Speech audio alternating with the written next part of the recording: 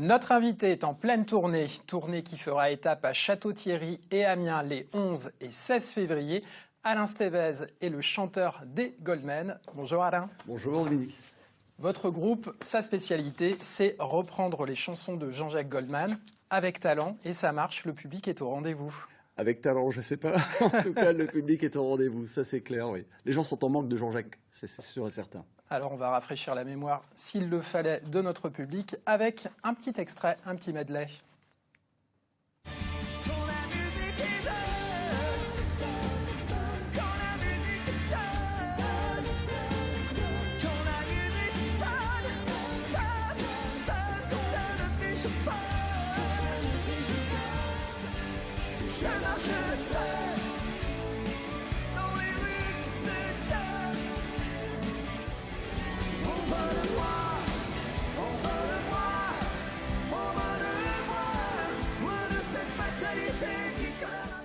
Ce qui me frappe tout d'abord, c'est votre sourire sur scène.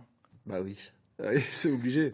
On vit un bonheur incroyable de voir tous ces gens qui sont heureux d'écouter de la musique et les chansons de Jean-Jacques Goldman. Ça nous transporte. Alors ça marche aussi parce que vous le faites avec cœur et sincérité, puis ce qui frappe, c'est aussi le mimétisme vocal.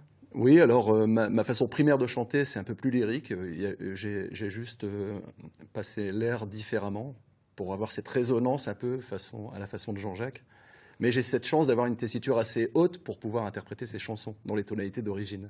Et ça n'est pas trop fatigant, justement, de modifier un petit peu sa voix et de tenir tout un concert, d'enchaîner les spectacles dans une tournée? Disons qu'on est un peu, les musiciens et moi, des marathoniens du bal. Donc on a l'habitude de chanter parfois plus de 5 heures d'affilée. Ouais. Donc on vient d'une école qui nous a vraiment formés à ça.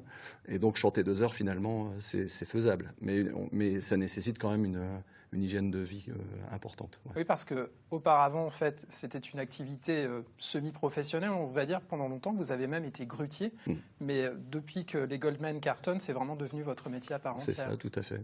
J'étais déjà intermittent du spectacle un peu avant, mais c'est vrai que depuis que Goldmen existe, je ne fais plus exclusivement que ça. Donc, c'est totalement différent. Justement, on parlait du bal, c'est totalement différent. On a des conditions de tournée incroyables, un confort. On est en tourbus. En fait, j'en parlais récemment, je disais que je vis je rêvais de ça quand j'avais 15 ans, de partir en tournée, de jouer de la musique live. Voilà, c'est jamais trop tard. On va voir une image avec Michael Jones, que vous aviez retrouvé sur scène en 2013 à Douai. Vous avez eu sa bénédiction, lui, l'acolyte historique de Jean-Jacques Goldman. C'est ça. Alors, ce jour-là, en plus, c'est vrai qu'on ne s'attendait pas à ce qu'il monte sur scène avec nous. C'est la première fois qu'on le rencontrait. Et il a accepté de chanter « Je te donne ». Moi, j'en avais les jambes coupées. Et je pense que ça a été aussi le basculement. C'est là où on s'est dit que tout était possible. Et on n'a jamais rien lâché depuis, c'est vrai.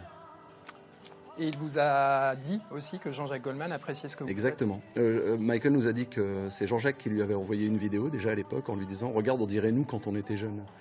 Ça, c'est quand même chouette. Qu'est-ce qu'on peut vous souhaiter maintenant, que ça continue pour toujours? Ah bah oui, je pense que tant qu'on a la forme physique pour le faire, on ne va pas lâcher, puisque les gens sont toujours demandeurs. Les gens ont faim des chansons de Jean-Jacques, ils ont faim de Jean-Jacques, mais lui, il ne reviendra pas. Donc, on va prendre cette place qui est disponible. Merci beaucoup à vous. Merci. Et je le rappelle donc pour les Picards qui aiment sa musique et vos performances, concert les 11 et 16 février à Château-Thierry et à Amiens.